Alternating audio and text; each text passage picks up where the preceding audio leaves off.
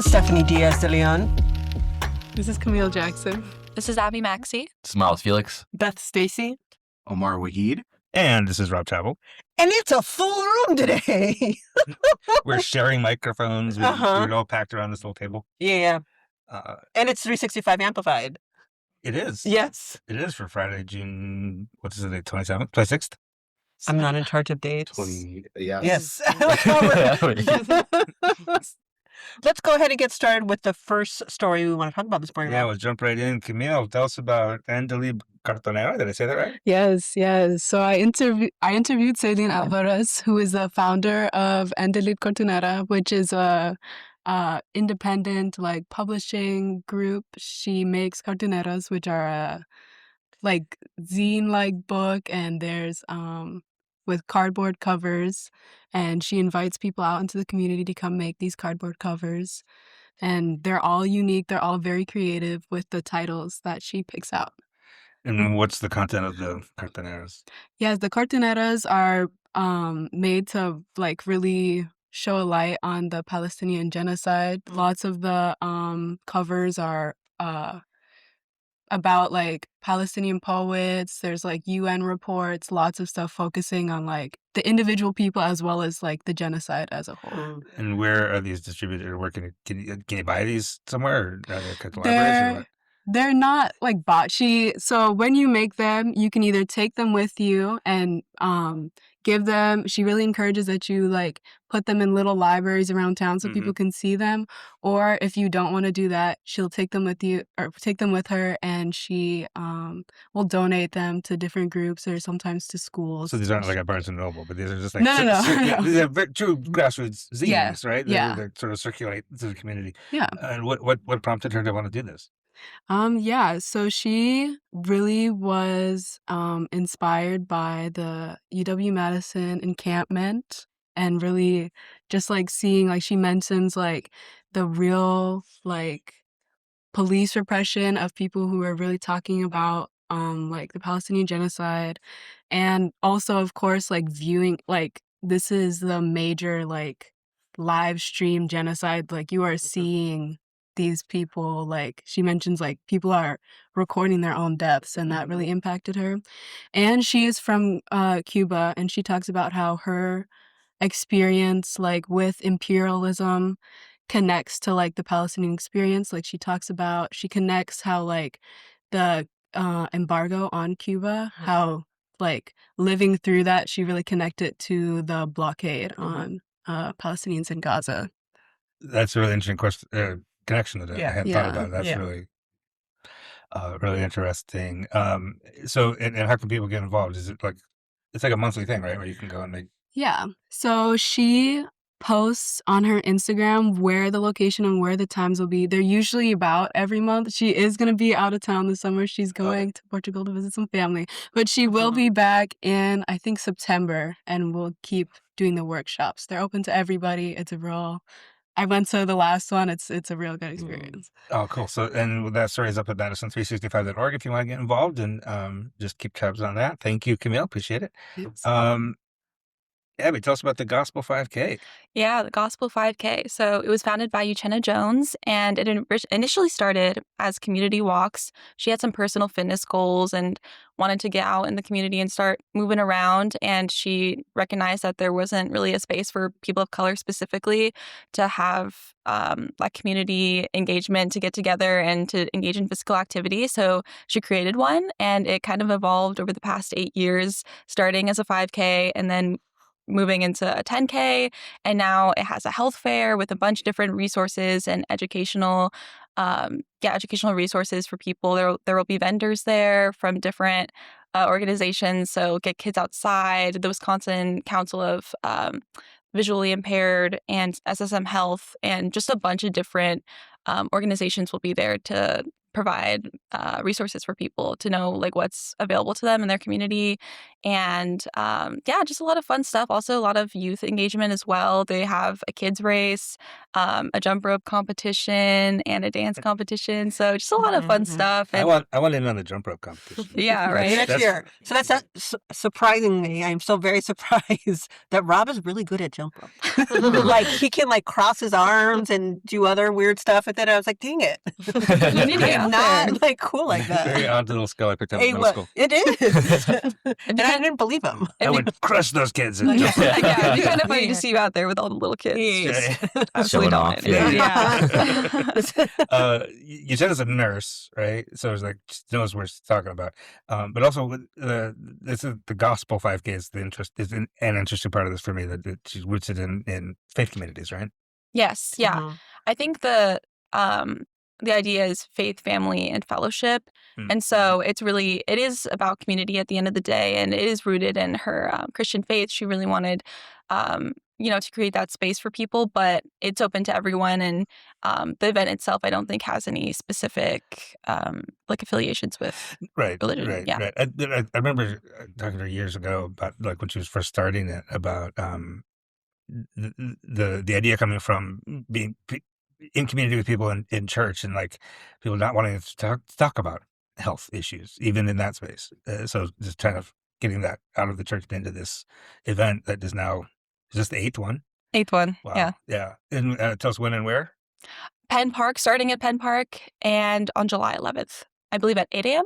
Yep. Yeah, that sounds right. So a couple of Saturdays from now, if you want to get in on that, and is it like a pre-register situation, or can you just kind of show up? Yes, you can register on their website, which is in my article. And we'll link. link to that on madison365.org. Thank you, Abby. Speaking of physical activity, Miles, you were at the women's soccer game. Yeah, it was. Last night, Raleigh Madison FC had their second to last home game, and actually second to last game of the season. And they bested our RKC Third Coast 5-1, very, very handedly. And yeah, Raleigh FC is in their inaugural season in the UWSL or USL Women's League. And so far, after a little bit of a rocky start, Raleigh has been killing the game. They're on I believe a 5 or 6 game win streak at the moment now. And they're going to probably follow it up with the momentum they just had with this 5-1 victory to hopefully have a good close to the season over at Breese tomorrow. Mm-hmm. Yeah, they're 5 unbeaten, including 4 wins and a draw after a 0-6 start. Yeah. So a rocky start is understatement. Mm-hmm. But they figured it out, right? And like you said, they beat RKC last night really handily. Yeah. For a second in that game, so Raleigh scored 2 in the first half, and then it seemed like after halftime, it seemed like RKC kind of woke up and they put a goal away, and it was 2-1. And then from there, it was just lights out, which was really cool to see from Raleigh. They seem to really respond and play off of the momentum from the crowd. There's a really, I think what's nice and what's really cool about both Raleigh, but also, forward, and just what really seems like Raleigh's bringing out of like the community in Madison is just a mixed demographic of people that are there. You have kids, and you have young families, but then you also have, people of millennial age, you have, older fans, and it really seems like everybody's there to watch soccer, but also for the team's inaugural season, there's a lot of energy, and there seems to be a good fan base. For all the fans that I talked to, they all express like the same message of like, come out and support, but also like, just show up. It's a fun time. And teams, obviously, like now, it's when they're playing good, it's really fun to be around. Yeah, and they do have one more game against a team that they already beat 3-0 earlier in the season, so hope for a strong finish. But you actually talked to your focus was talking to fans, right? So like, what's the sentiment? Are they feeling like women's soccer is here to stay for Madison? I think so, and I think the emphasis that a lot of them put on, and especially one of the fans that I spoke to for a good while, is something that I've been noticing as well is like, you walk around town, more people are kind of wearing that dark purple, and they have either a hat or they have jersey, and that was on full display last night. But also, just the passion that these fans spoke with was really, it's really just amazing to hear. A lot of them were really emphasizing how I think it's beautiful to see, especially for the younger girls, or whether it be in, the soccer community or just, young girls that are showing up to the games. It's really awesome to see that there is a future for you to play your sport, outside of high school, outside of college, and do it at a really high level, to have fans that will come out here and support you. And I think that was an important visual thing for everybody to see, but also just the community that it creates. Like, I was talking to so many fans, and they were like, I have forward gear, but when I walk around in Rally gear, even though it's their first season, like, people mention it. People like say go Rally, and you walk around Madison and see that. I feel like that's a really cool thing, especially for a team that's only played, a little bit more than 10 games. It's pretty awesome. Yeah, the colors were controversial. Yeah, because they're Minnesota Vikings colors. So. Not good in Packers country, yeah. Yeah, the purple and gold, yeah. But I think the Rally owns it now. Yeah. Like, they really do own the purple. And, one of my favorite moments is I took my two younger kids to the game last week. And there was the referee missed a call. It should have been a penalty for Rally. It was clear. And the crowd was really, really mad. And that's... And that's your memory. But that's how you know they're bought in. That's how you know, like, the fans are there and they're really passionate about the team and they're really bought in when you boo the ref that much. Oh yeah, and that your maybe younger children also joined in the booing. Maybe, like, you mentioned the kids. I'm like, are you bringing them back into this memory or not? Yes, they did. Yeah, no, they were actually locked in, and walked in. The youngest one was like texting videos to you. Yeah, because I wasn't going. I'm sleepy. It was my father's. Because it's 7 o'clock. I'm like, you all go. Here's my debit card. You all go. Have a good time. I'm going to sleep. But they were like, I know, and I was trying to go to sleep. It was 9 o'clock. They were into it, but we're going again to the final tomorrow, game on Friday night. So exciting stuff. Thank you, Miles. Beth, you talked with a guy I see in the hallway here all the time, Jeff Norwood. Yeah, it was great to talk to him. He's a commercial kitchen manager here at the Urban League. He was really passionate about some events that they're starting, and some events that I mean, repeating, but the Unity Picnic on July 25th. He said he's really excited. There's going to be free food. There's going to be activities for kids. There's going to be a band. He really emphasized that it's the Urban League trying to give back to the community a little bit. And then there's also starting up is the South Farmers Market, which I think Dave did a story on, so that'll be exciting. And then the Saturday pop-up markets as well, which every other week will have food and retail, and then I think he said face paint and balloon animals for the kids too. So I think that's really cool. Can't go wrong with balloon animals. Yeah, yeah. But in his day-to-day, he kind of helps entrepreneurs through, like, starting their business, especially like with food and stuff, and he like serve safe kind of things that get you the knowledge that you need to run a successful business.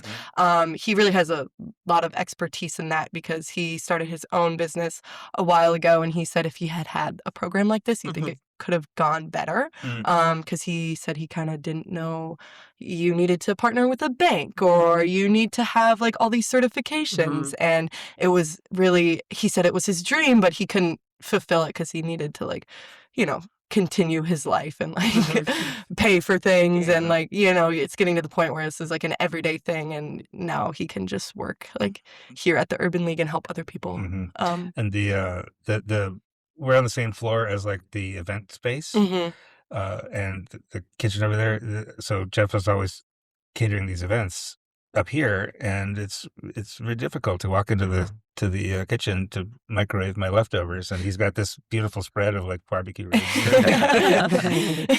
Yeah, it's a little daunting. It's very tempting, and they always say like, "You take some." I'm like, "No, it's okay." All right, so the profile of Jeff Norwood coming at Madison365.org very soon. Thank you for that, Beth. Omar, tell us about, there's a new anthology featuring Latino poets from the Midwest en El Cinturón del Viento. Thank you for saying that for me. I didn't say it well. Like right in front of me. Because I would have done it bad and got the judgment instead. But there is a new poetry anthology series. You may recognize that there's some of those in Wisconsin already. Like, I didn't know there were Latinos in Wisconsin. And coming from the same minds behind That's the title. That's the title of the book. That is the title. That's not Omar's. That is not. Good catch. Omar. Good catch. Yeah. I think we should edit that part out and just leave it at that and hope the people Also, know how dare you both? what that anthology series is. I'm not coming back next week. You will. I will. This is too much fun. So that is also a poetry, the book series, to be clear. Yeah. I did know they were in Tino's, Wisconsin. and I think most of our audience knows too. Maybe Yes. not, but if anybody is not sure, I am one. So that was a fun tangent. But this new poetry anthology series is completely in Spanish, and it's pretty unique. A lot of these poetry series, especially in the US, they're not completely in Spanish or in any Spanish at all. And Marlene de la Cruz Guzman, who frequently works with Oscar Morales, said, "Hey, while you're working on that new edition of your anthology series, what do we feel about something completely in Spanish?" He's like, "That's a great idea. You should do it." He's like, "You're it." Well, he is, of course, technically retired, but that hasn't really stopped him from doing anything. He's still doing so many things, but now he's trying to get other people to do the things he was doing so they can do it in the future and advance more opportunities. So that book is just another portion of that. We have another outlet for poems in Spanish. In Spanish. Which is great. And that, you have the story on that, and including where you can get this anthology at madison365.org. And as soon as we're done recording here, you're headed over to the Labor Temple. Yes. For Democratic candidate forum, right? Yes, they're going to be talking about unionizing. Yeah, Act 10. The SEIU is hosting this, right? And this is a candidate forum for how many are there? 6 now? Candidates for governor? There's enough. There's funny. There's one, maybe too many. One fewer than there was a week ago. Missy Hughes dropped out of the race and endorsed Sarah Rodriguez. But there's still plenty, and the primary's coming up August 11th, right? And so they're having the forum at the Labor Temple to talk about labor issues, right? And then there's another forum coming up July 7th here at the Black Business Hub. We'll be there covering that. And that's hosted by Blacks for Political and Social Action of Dane County, along with a bunch of other groups, where they'll talk more about specific issues for people of color, I assume. Probably. Yeah. All right, we're going to take a break, and then we're going to hear from Christopher Talton, who is the new president and CEO of the Goodman Community Center on the East Side. Oh, nice. And we'll get to that right after this.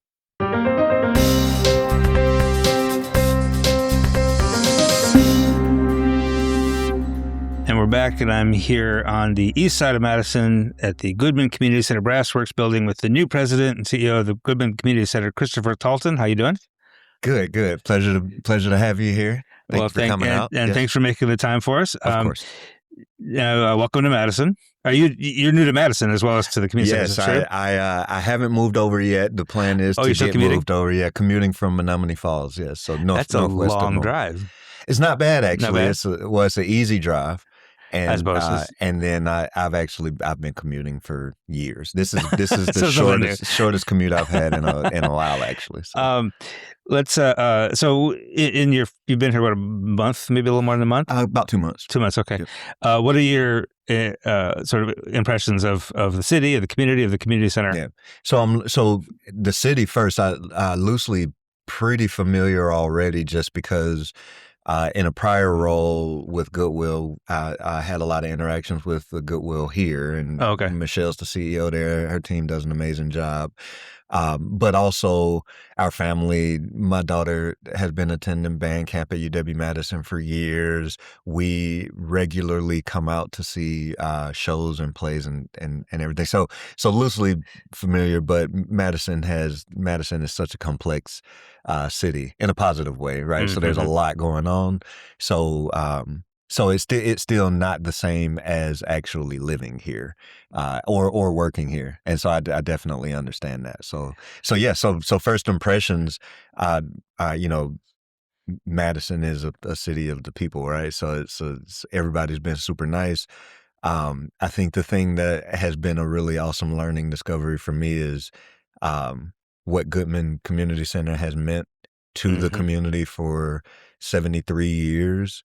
And that's super evident. So then as I'm meeting people, so other leaders in the community, community members, funders, volunteers, just, as I'll get out and walk the trail a little bit and meet people. People love Goodman and the work we're doing. So that's been really great. Tell me a little bit about those. So the meetings you've been having, the sort of the groundwork you've been doing just to get yourself kind of embedded in the community here. What have you connected with? What are you trying to learn? I mean, and quite a few individuals. Also, we're just, brief plug that we're also looking to build our board out as well. So, so have been kind of having coffees and lunches with individuals in regard to some of all of that work. But a really great example of that would be that I toured and had lunch with the leadership team at Operation Fresh Start yesterday. And so to be able to see their facility, so they went into an older Lutheran church, right? So you can throw a football to it from here, right? So maybe you can. I probably can. But yeah. So just this is an example of kind of learning the community. They also have been around, I think 1970 maybe or so, or I can't remember, but a very long time. And so these types of community organizations will over at Mentoring Positives over on I think they're on Washington, right? Yep, he's Washington. I'm gonna stop naming people, or else I'm gonna leave somebody out. So, but these kinds of just kind of meeting them, understanding what they do, touring their facilities, seeing how either some of them we already have interactions with, or kind of intersections in service, and some we don't formally, but could, right? And so what could that potentially look like in the future? So that's been good stuff. I'll talk a little bit about your background. You mentioned Goodwill. It seems like a lot of your early career was at a couple of different Goodwill spots. How did you? Was nonprofit work always the path for you? No, I kind of fell into it. I started out in traditional retail, so even before graduating college, I was in leadership in retail organizations. So I started out kind of mall based, so shoe stores, et cetera. When I graduated, I went to school in Iowa. When I graduated, I had my first kind of grown up job, and that moved me to actually Racine, and that's how I got to Wisconsin. Okay. But where the left turn kind of happened is I wasn't particularly happy in for-profit retail, and had gone back to school to get a teaching certification, and was planning on teaching and coaching. I have a love of sports, and et cetera. But started at Goodwill while I was in that program, and kind of fell in love with Goodwill and the work Goodwill was. So this is Goodwill of Milwaukee and Chicago, and this is 2009, right? So, but yeah, I took the job thinking I'd be there until I finish and go on to be a teacher, and I ended up being there for almost 15 years Funny how that in a happens. variety of roles, right? And, Goodwill does donated goods retail, which is what most people are familiar with, but runs also a variety of workforce development programming. And so I had the opportunity to lead some of those programs. And then couple of other stops, most recently at Goodwill of North Central Wisconsin, out of the Menasha Appleton area. The territory is the entire northern part of the state. And then when this role came available, had a couple of conversations, and I consider myself very fortunate to have been chosen. Yeah. Obviously, going from, it's still sort of the same general sort of nonprofit umbrella, community connections is all about it. What it's all about, right? But obviously, it's a different role. It's a community center versus retail versus and workforce development. So, what did you learn in those 15 or however many years at Goodwill that you're bringing to this role? Yeah, I think that you can apply. I think probably the big thing is we do a lot here, and this is probably a good opportunity for folks who don't know. For me to say, right? So obviously we have a a large youth focused program. So we start, we like to say age 3 to 103. So we have our early childhood education starting at age 3. We're an official 4K site for MMSD. And then we have, we refer to it as EAS. So elementary after school, middle school after school, high school after school. So that's all that after school programming. Our high school programming also includes a program called Teen Works. That program employs youth, so it's really kind of experiential learning. So our facilities that we are so fortunate to have largely through the gifts of the community. So we have 3 buildings here on campus, 2 of which are historic buildings, but they're so beautiful, in fact, that people actually like to have their events here. And so we do catering and rental spaces. So we have weddings and baby showers and all of these things. So our teens will actually perform the catering and hospitality services. And so they're getting this really important developmental work around. A lot of them it's their first jobs. And they're paid a decent wage, and getting all of that experience, right? So, and there are some other things we do around that, but so that's kind of just youth, and then we have our older adult programming, where the most maybe forward-facing part of the adult programming is the senior lunch that we do daily, but then there are kind of a host of kind of wraparound services that we do for older adults as well.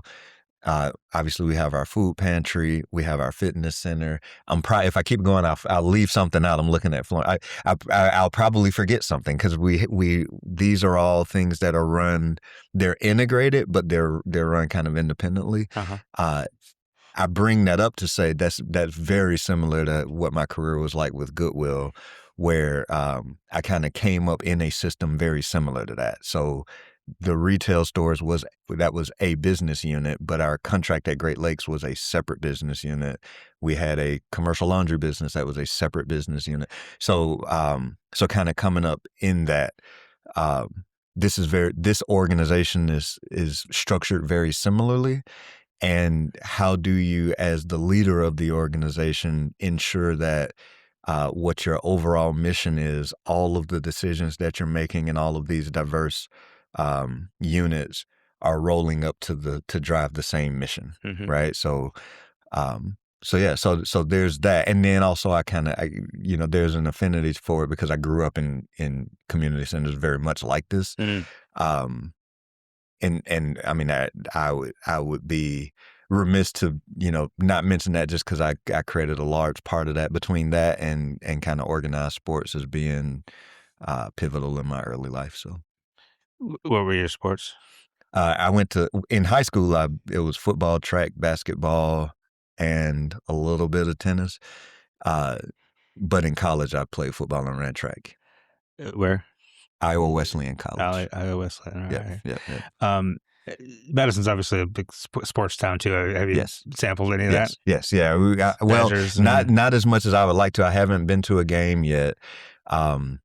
So that's for sure of any type, right? So not a Badger basketball or football game or of anything else, but the family likes these kinds of activities, so we'll definitely be getting to a game.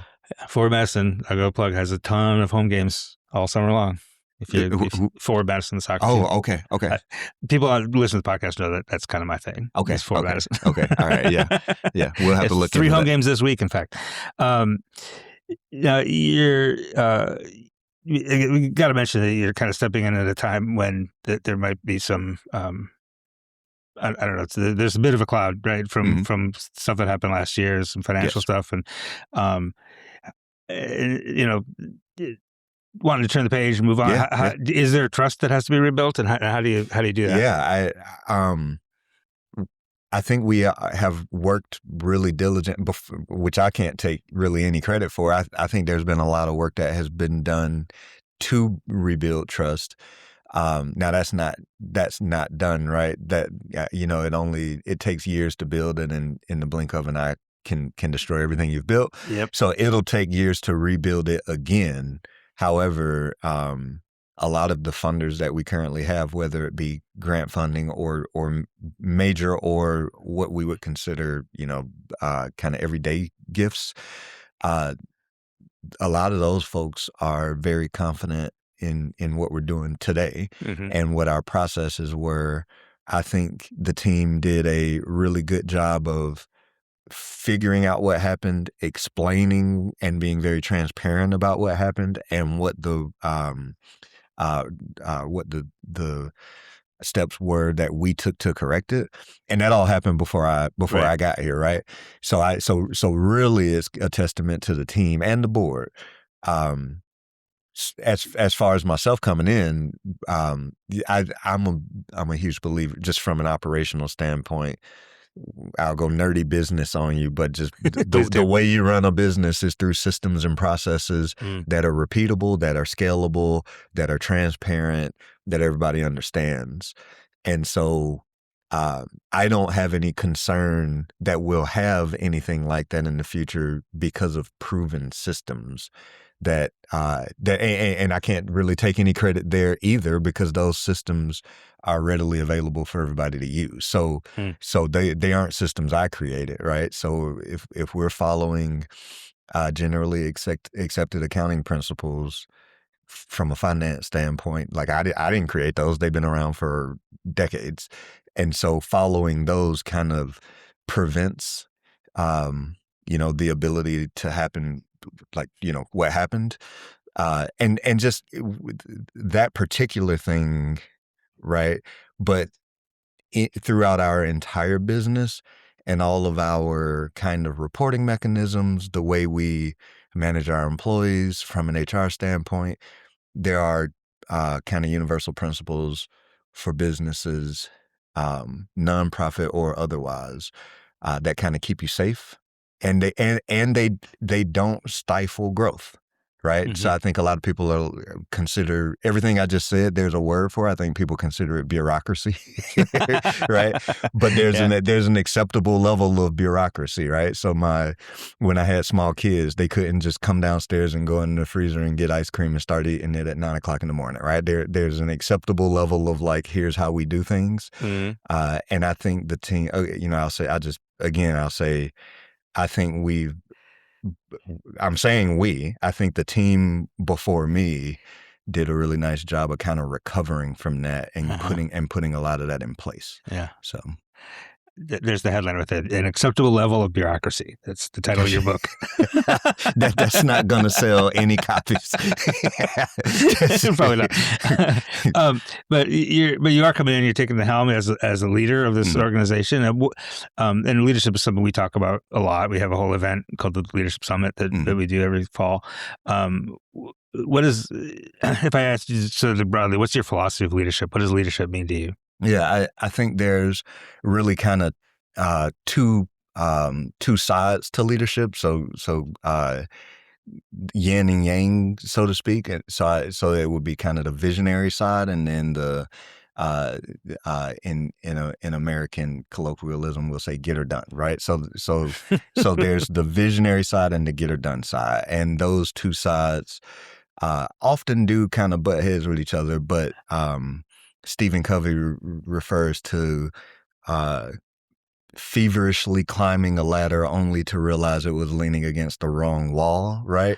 So an example of, you're needing to understand what is the capability of this organization, what is the societal, or in our case, what is Eastside Madison or Greater Madison's community need? What is the capability of our organization? Where do we see this organization scaling in the next 3, 5, 10 years? What does Madison need from us in the next 3 to 5 to 10 years? And that's all visionary stuff. Mm-hmm.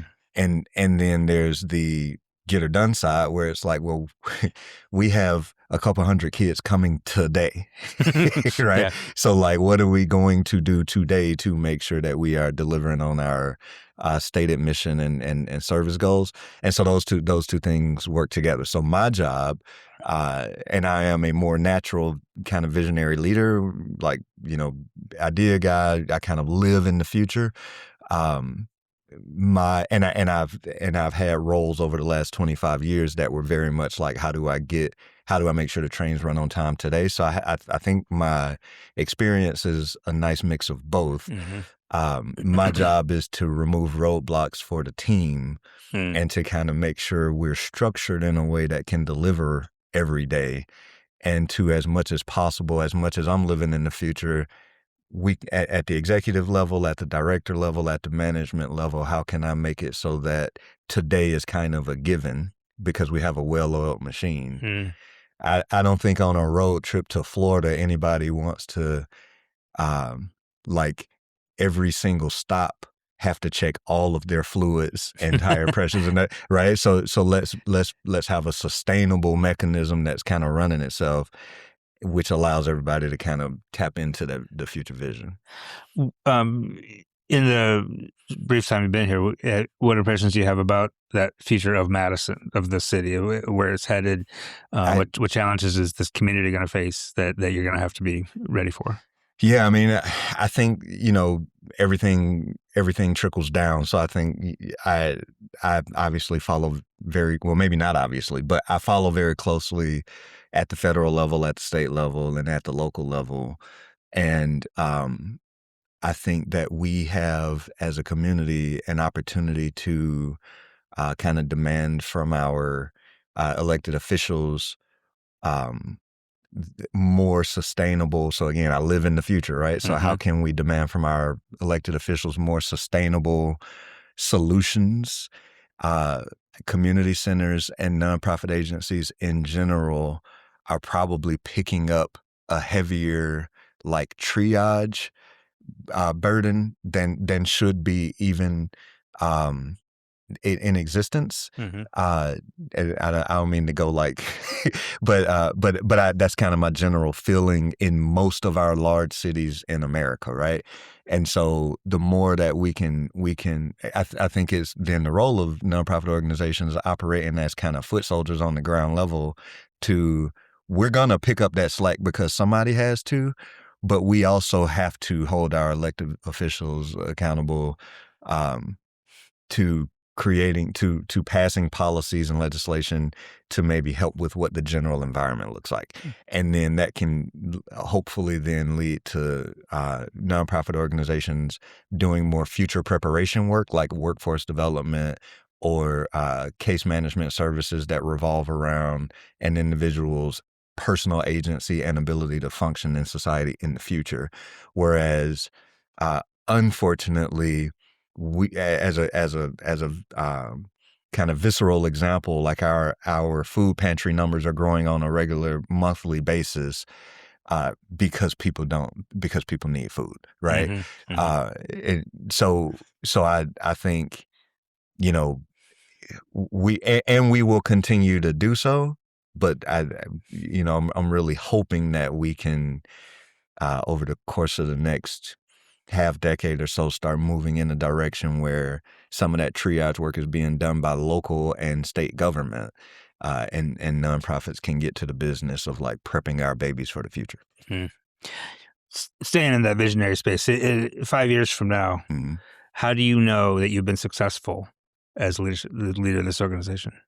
So one of the things that we want to understand as an organization is we've dabbled in quite a bit and again, some of this before I even got here, right? So there are some programs we've done that we sunsetted. There are some things that we think we might be able to do.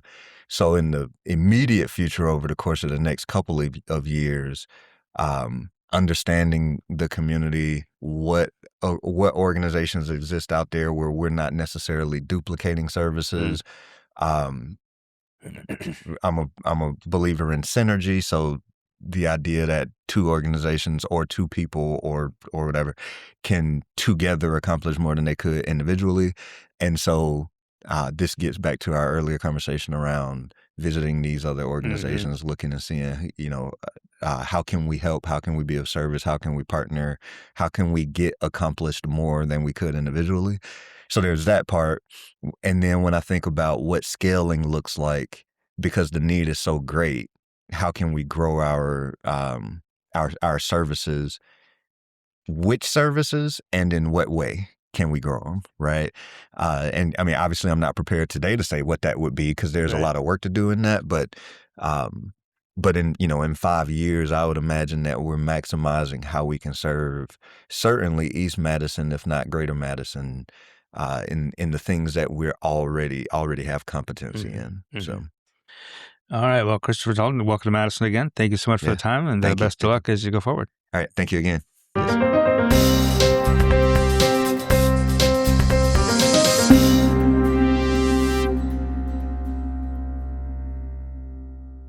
And we're back, and we're moving right into our question. And I thought I'd do a fun sort of generational one, given the full group today. So the question is, describe your generation using only a snack to describe it. So this could be a snack you grew up with, maybe a snack that no longer exists, Rob, given the breadth of your experience, whatever it is. All right. Who wants to go first? I think the young people should start. Go ahead, Camille. I'm Gen Z, and I would say Nerds Gummy Clusters because we take what we already have and then we make it better. I'm gonna love this. Yeah. See, I knew exactly what this would be like. All right. That was good. Nerds Yeah, Gummy it's really Clusters good. specifically, Yeah, Yes, that's what I the said. gummy which is clusters, the yes. improvement on the nerds. I love it. Well done. Yeah, I don't have a good explanation for mine. I was going to say hot fries because I feel like I'm also Gen Z, and I feel like every generation before is like really anti hot Cheetos, hot chips, especially my mom specifically. Anytime I would get them, she would like tell me that I'm going to die. So I love hot fries. actually, they're so good. But like the red 40 and everything, I feel like our generation is just like, That's how we survived COVID, because we had that. Right. Right.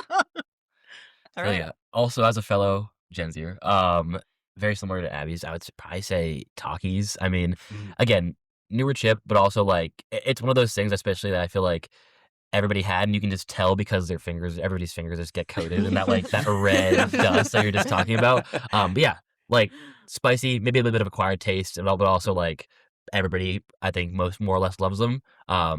Probably, I think a good representation of like, kids our age, and I think we all kind of, as they came out, grew up eating them and like kind of loving them, and now there's like the Trader Joe's version, which has also become like very popular. So It is. That's the one I buy my kids. yeah, it's good stuff. But yeah, it's good stuff. Yeah. I agree. Yeah, I'm also Gen Z, and I was gonna say hot Cheetos. I agree with Abby and Miles. I don't know, like high school to me is like sitting at the lunch table and everybody's fingers are just like disgusting. Yeah. It's like we're too old to be doing this. Like, and yeah, my mom would be like, she was kind of like an almond mom. I love her, but she'd be like, "You're eating those? Like those are so bad for you." I don't know how old your moms are. They probably are around my age, quite frankly. They had those when they were growing up, and we were eating them. I don't know why they were judging you about it.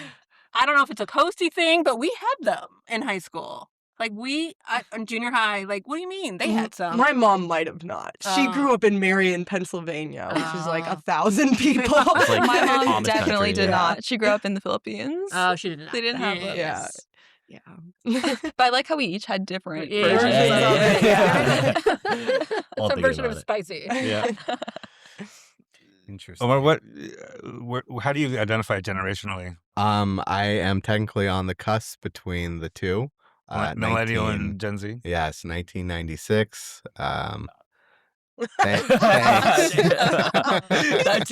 He's like, Oh. Now I'm sad.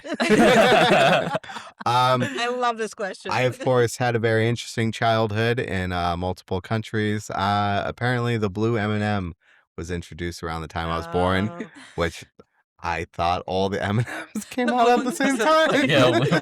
I remember blue being introduced. Oh.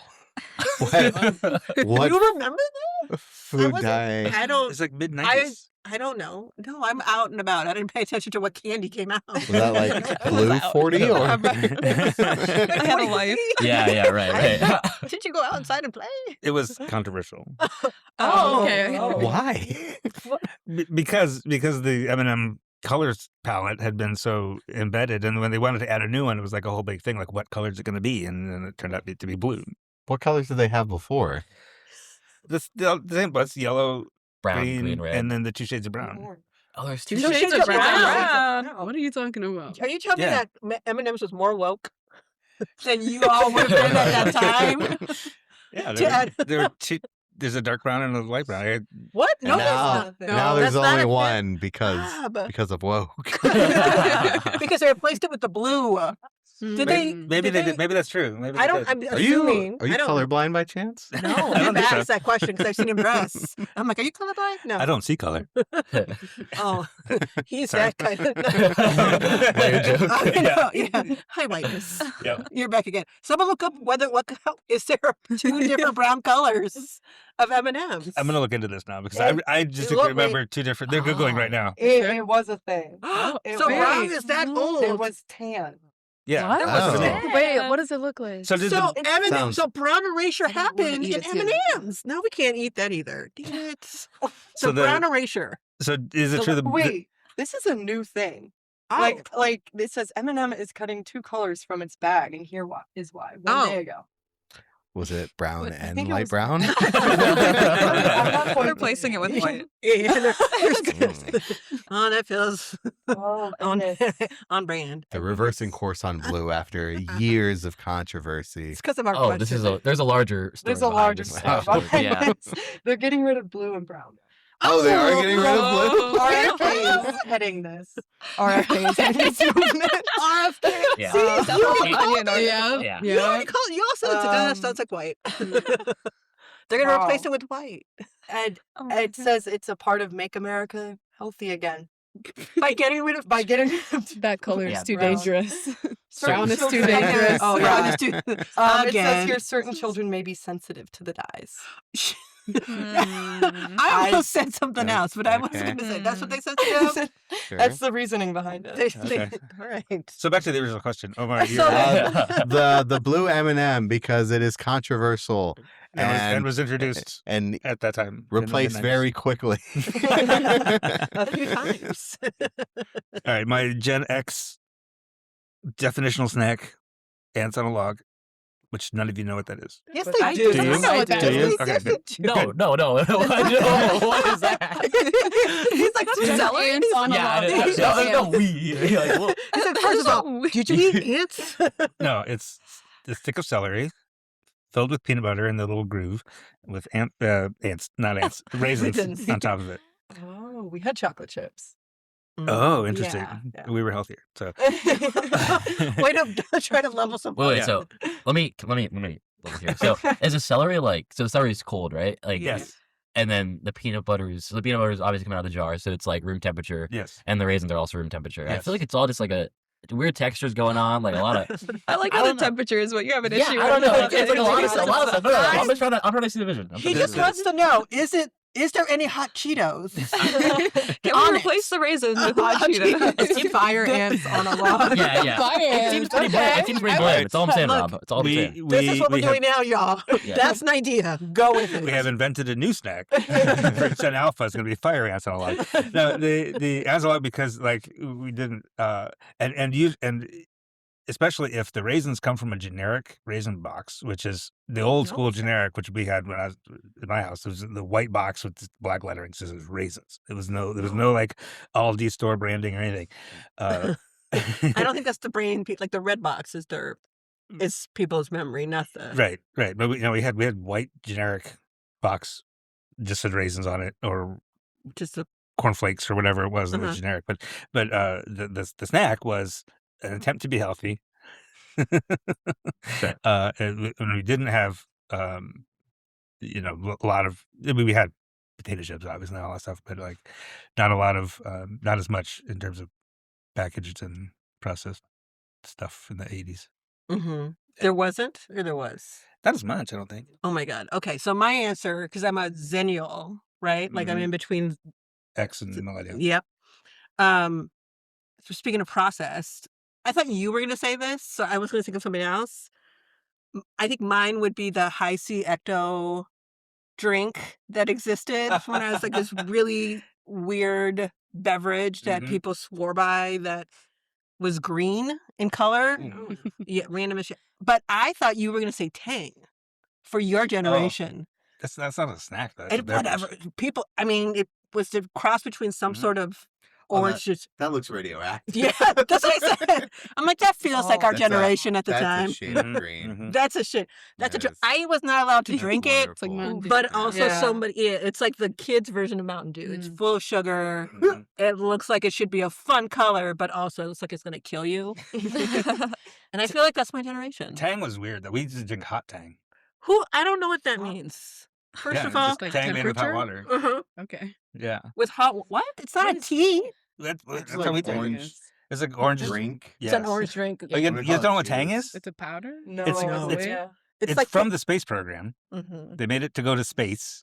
It's Drinking space it's this food. powdered stuff. It's like And you a mix it with water. astronauts. Not everyone can be that way. Orange drink substitute. Yeah. Wait, so is it like one of those like orange packets you have when you're sick? Oh, like It's a little bit like that. A little bit like that, yeah, actually. that's what I'm It thinking. comes in a jar, and you put you scoop a couple of tablespoons into a glass of water. It's like a snack. and that's your orange And drink. then you add water to it. Yeah, it's your orange drink. It's sort of like instant Kool-Aid. You don't have to add sugar to it because it's got the sugar in it. Uh-huh. But we used to drink that hot.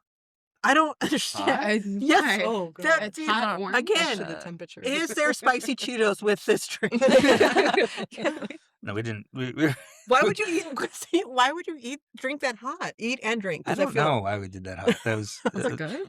Maybe that was just me. Was it good though? That's the question. I guess. Yeah. It was I don't know. orange flavored sugar. But Which they gave to astronauts, When I was, like, so they 9. could walk on the moon. Allegedly, they gave it to the astronaut. Yeah. Like, what if they decide, like, you know what? Not- This...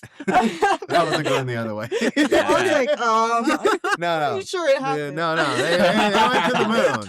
Just marketing gimmicks. Yeah. Oh. We don't have enough time for what we're going to get into here. Yeah, we got Next week, Omar, tell us about the moon. You want to hear all my conspiracy theories? Actually, that might be our one next week. What is There's your only best two. conspiracy theory? never asked a reporter that question. I Uh-huh. feel like. Yeah, I know. I'm that's excited. done. That's why I want to ask you. Yeah. Be ready, everybody. All right. Thanks for listening, everybody. Have a great weekend. 365 Amplified Talk to is you soon. produced and edited by me, Rob Chappell, and is a production of 365 Media Foundation, a nonprofit, local, independent media organization in Madison, Wisconsin. Wherever you're listening to this right now, hit the subscribe or follow button to get new episodes every Friday. And between episodes, get your latest news at madison365.org and follow us on Blue Sky, Facebook, Instagram, LinkedIn, and Threads. Wherever you get your news, we'll be there.